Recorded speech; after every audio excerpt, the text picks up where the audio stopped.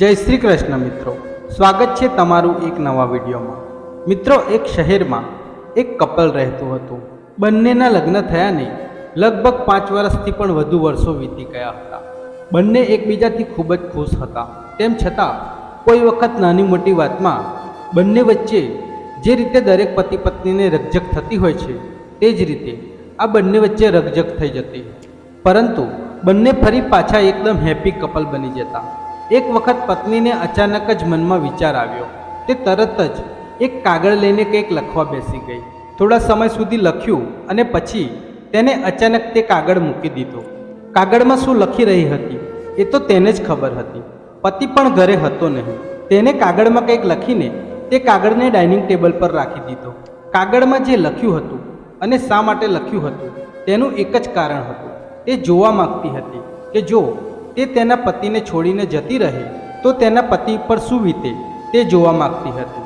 આથી તેને કાગળ ટેબલ પર રાખી દીધો અને પોતે ઘરમાં જ સંતાઈને પતિ શું પ્રતિક્રિયા આપે છે તે જોવા માટે ગોઠવાઈ ગઈ। રોજના રૂટીન પ્રમાણે પત્ની દરરોજ સાંજે વહેલું જમવાનું તૈયાર કરી રાખતી અને પતિ જેવા ઓફિસથી ઘરે આવે કે તરત જ બંને સાથે જમવા બેસી જતા। આ તેઓનો દરરોજનો રૂટીન હતો, પરંતુ આજે કંઈક અલગ થવાનું હતું। પતિ જેવો ઘરે આવ્યો કે પોતાની પત્નીને બૂમ મારી, પછી એ કોઈ કામમાં હશે એવું માનીને તરત જ ફ્રેશ થવા માટે પોતાના રૂમમાં ચાલ્યો ગયો। ફ્રેશ થઈને પાછો આવ્યો એટલે ફરી પાછી પત્નીને બૂમ મારી, પરંતુ સામેથી કશો જવાબ મળ્યો નહીં। પતિએ ઘરમાં આમ તેમ નજર કરી રસોડામાં જઈ આવ્યો, પરંતુ પત્ની ક્યાંય દેખાતી ન હતી।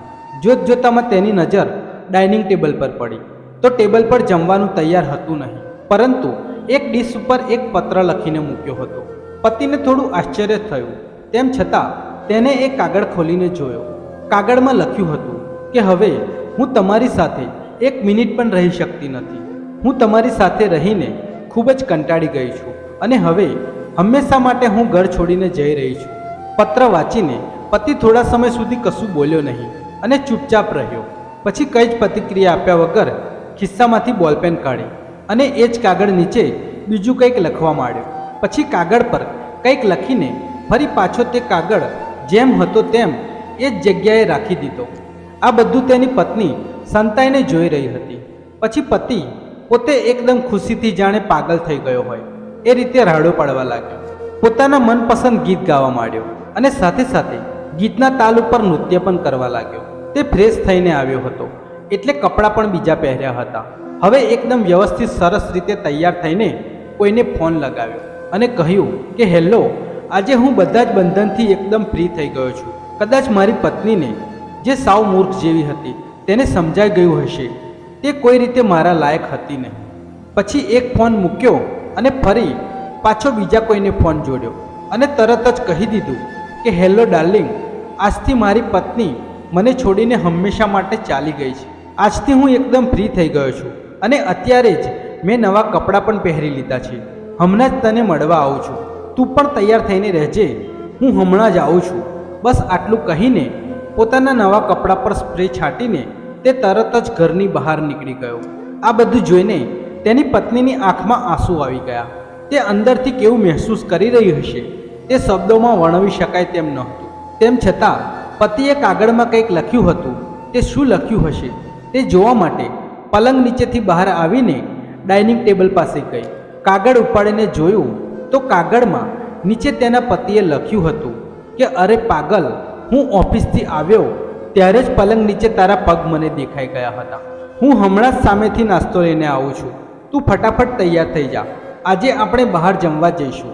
પછી અચાનક પત્નીના આંખમાં રહેલા આંસુ ક્યાં ગાયબ થઈ ગયા તેનો અણસાર પણ રહ્યો નહીં અને પોતાના લગ્ન જીવનમાં જાણે એક નવો યુગ શરૂ થયો હોય એવું તેને લાગ્યું।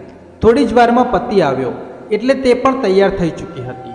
પછી પત્નીએ કહ્યું કે મેં તો રસોઈ બનાવી નાખી છે, બનાવેલી રસોઈ રસોડામાં જ પડી છે, આજે ડાઇનિંગ ટેબલ પર મૂકી ન હતી।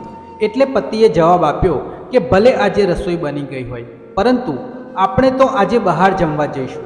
એમ કહીને પતિ તેની પત્નીને ભેટી પડ્યો અને પત્ની પણ સ્મિત સાથે પોતાના પતિને ભેટી પડી। તો મિત્રો, આવો હોય છે પતિ પત્નીનો પ્રેમ। ભલે નાની નાની વાતે બંને વચ્ચે ઝઘડો થઈ જાય, પણ એકબીજા વગર ક્યારેય રહી શકતા નથી. તો મિત્રો, તમને આ સ્ટોરી કેવી લાગી કોમેન્ટ કરીને જરૂર જણાવજો. અને વિડીયો સારો લાગ્યો હોય તો વિડીયોને લાઈક અને શેર કરજો અને અમારી ચેનલને સબસ્ક્રાઈબ પણ જરૂરથી કરી દેજો. જય શ્રી કૃષ્ણ, જય શ્રી રામ.